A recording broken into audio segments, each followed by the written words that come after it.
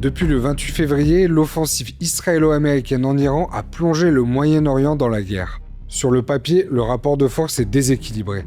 D'un côté, les USA et Israël, deux des armées les plus puissantes du monde.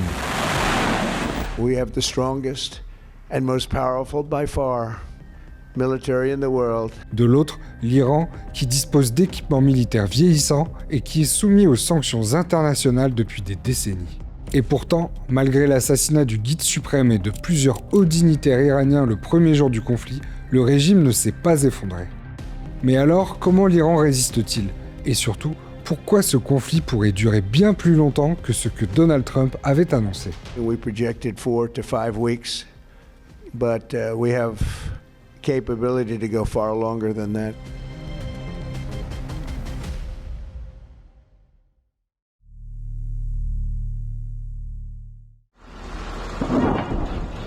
Le régime iranien aujourd'hui sait qu'il ne peut pas vaincre en fait Israël et les États-Unis dans une guerre conventionnelle, et donc son objectif c'est plutôt d'imposer un coup qu'il soit militaire, économique ou politique aux adversaires d'une part, et de faire durer le conflit d'autre part.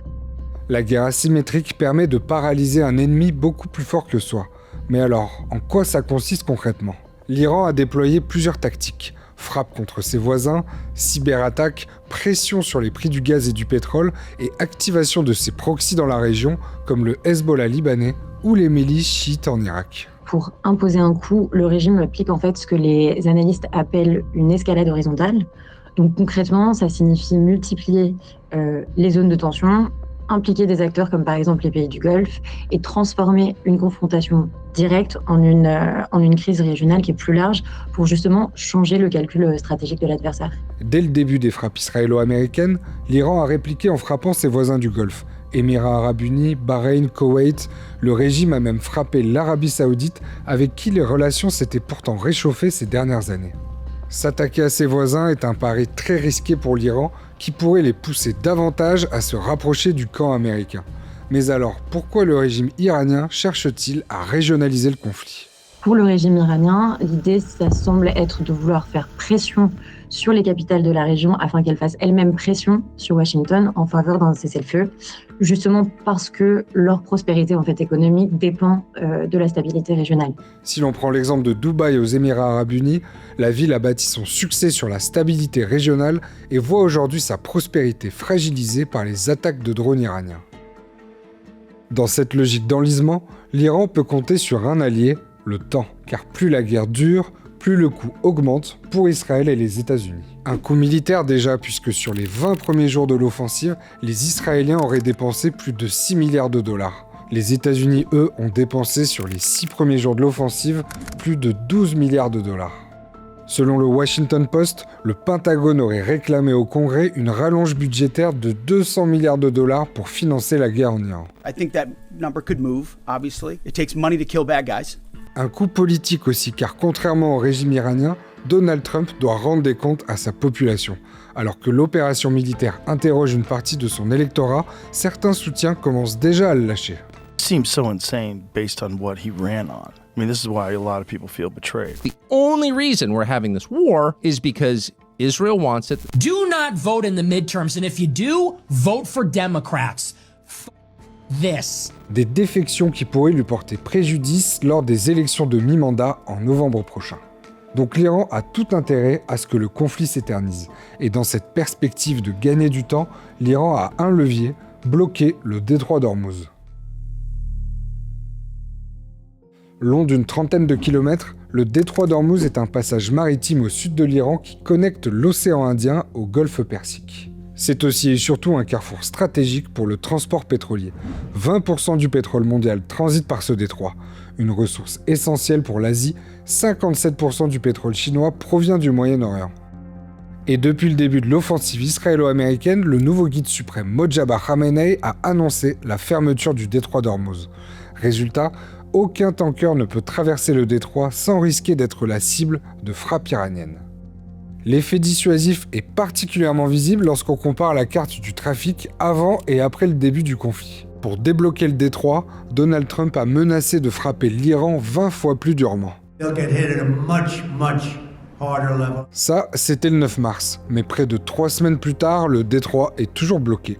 Avec le trafic maritime paralysé, les pays producteurs de pétrole de la région ont annoncé réduire leur production, faisant grimper rapidement le baril au-dessus de $100. Pour empêcher la flambée des prix du pétrole et du gaz, l'administration américaine a assoupli pour un mois les sanctions contre la Russie. We're going to take those sanctions off till this straightens out. Donc pour l'instant, les grands gagnants de la guerre, c'est les Russes, qui auraient engrangé déjà plus de 6 milliards d'euros depuis le début du conflit. D'après une estimation du Financial Times, la Russie engrangerait près de 150 millions d'euros par jour. De son côté, l'administration américaine a tenté de rassurer les marchés en annonçant que l'armée allait escorter des pétroliers dans le détroit. But when the time comes, the U.S. Navy and its partners will escort tankers through the strait if needed. Sauf que les jours passent, le détroit reste bloqué et toujours aucun signe d'escorte militaire. We're dealing with, we have been dealing with it, and don't need to worry about it. Pas besoin de s'inquiéter, mais quand même, Donald Trump a fini par réclamer l'aide de ses alliés européens et asiatiques. Are you confident that France will help with the reopening of Strait of Hormuz? Yeah, I mean, sure. I think he's gonna help. Jamais la France ne prendra part à des opérations d'ouverture ou de libération du détroit d'Ormuz dans le contexte actuel. La France, le Japon, l'Australie, l'Allemagne et le Royaume-Uni, tous ont refusé de prêter main forte aux États-Unis. Sans doute parce qu'ils ne souhaitent pas prendre part à un conflit sur lequel ils n'ont même pas été consultés au préalable. Quoi qu'il en soit, Donald Trump n'a pas trop apprécié. Well, we don't need too much help, and we don't need any help, actually. This was a great test, because we don't need them, but they should have been there. Le problème, c'est que sécuriser le détroit d'Ormuz, c'est pas aussi simple. L'Iran aurait commencé à disposer des mines marines dans le détroit. Téhéran possède aussi environ 200 petits navires vedettes équipés de mitrailleuses, de drones et de missiles de croisière. Des patrouilleurs low-cost parfaits pour mener une guérilla navale et suffisants pour bloquer le détroit, malgré les 2 porte-avions américains déployés dans la région.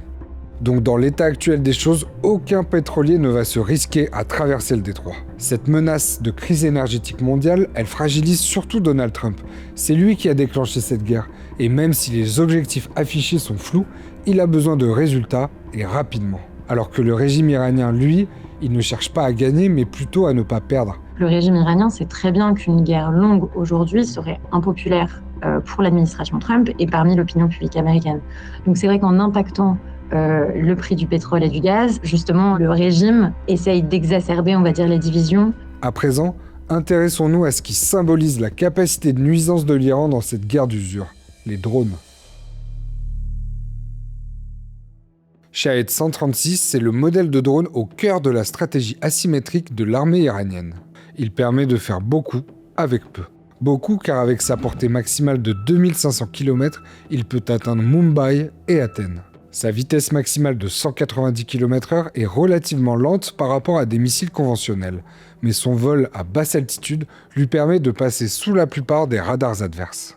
Les Shahed sont difficiles à intercepter et ils sont souvent lancés depuis des positions qui sont relativement proches et ce qui complique leur détection. Le 14 mars, l'armée iranienne a publié cette vidéo d'un drone survolant une base américaine en Irak sans être repéré.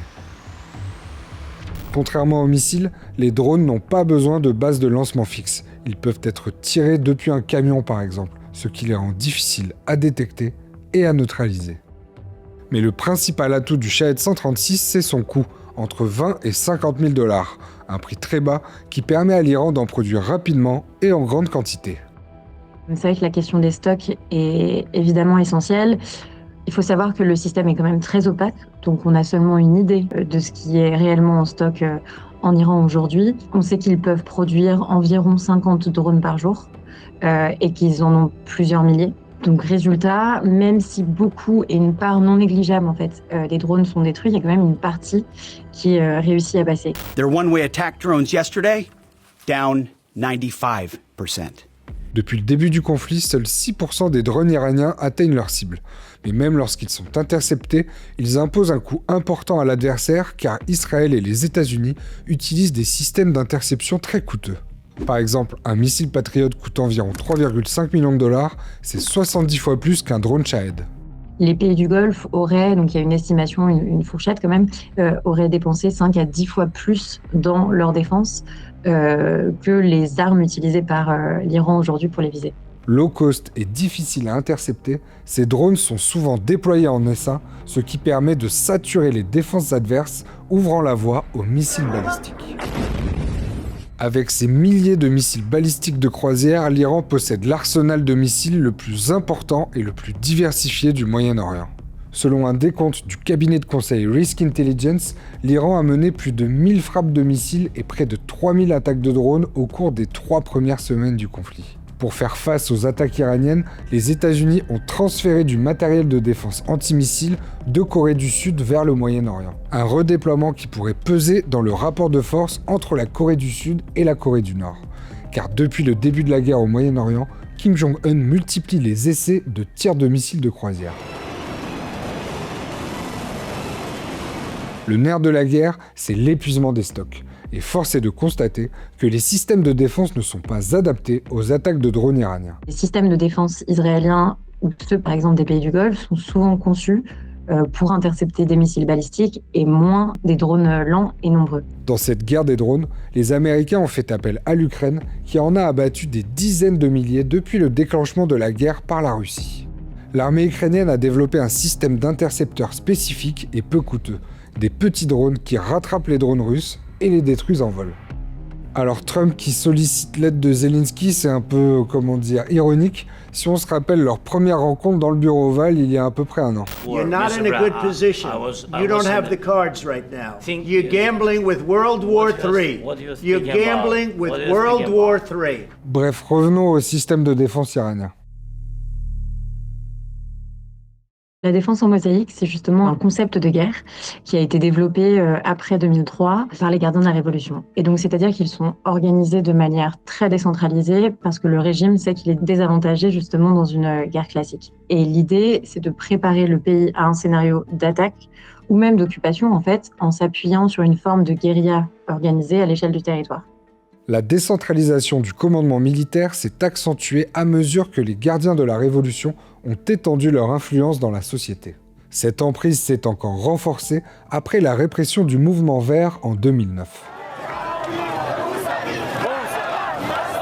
Dans cette guerre asymétrique, la défense en mosaïque permet d'absorber les chocs. C'est ce qu'il s'est passé le premier jour de la guerre lorsqu'une frappe israélienne a provoqué la mort du guide suprême et de plusieurs hauts responsables iraniens. Très affaibli, le régime a quand même été en capacité de répliquer. Ça signifie que le commandement est très dispersé et que donc les unités locales peuvent agir de manière autonome sans attendre des ordres centraux. Et c'est ce qui rendrait le système plus résilient aujourd'hui, parce que si des frappes détruisent des centres de commandement ou des bases, comme on a pu le voir depuis le début du conflit, les autres unités justement peuvent continuer de fonctionner et ça évite une paralysie du système. Les gardiens de la Révolution sont donc imprévisibles. Une semaine après le début de la guerre, le président iranien a même présenté ses excuses à ses voisins du Golfe.